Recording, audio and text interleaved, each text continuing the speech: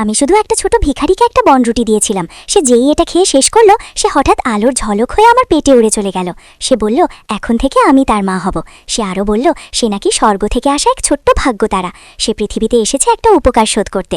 সে তো গর্ব করে বলল, যতক্ষণ সে আছে কেউ আমাকে আর ধমকাতে পারবে না। আমি গর্ভবতী জানার পর তখনই স্বামীর পৈতৃক বাড়িতে ছুটে গেলাম, কিন্তু দেখলাম মাত্র কদিন আগেই আমার স্বামীর শ্রাদ্ধ হয়ে গেছে। আমি আর আমার বোন একই পরিবারে বিয়ে করেছিলাম। আমার বোনের বিয়ে হয়েছিল মেজো ছেলের সাথে, কারণ সবাই বলতো আমি নাকি অলক্ষী, আমার বাবা মায়ের মৃত্যুর কারণ।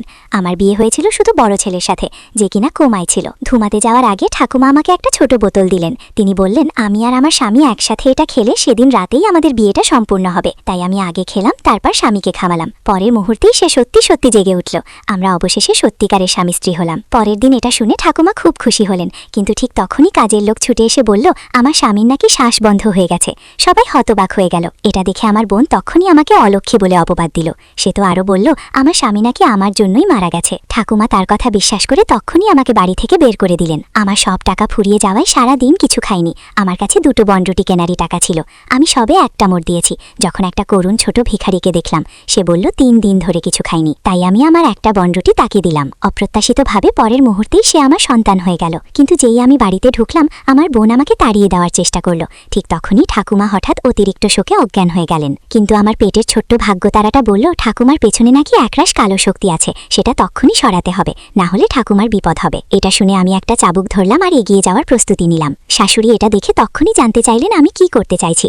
আমি কি বলবো বুঝতে পারছিলাম না, কিন্তু বাচ্চাটা আমাকে তাড়াতাড়ি কাজ করতে বলল।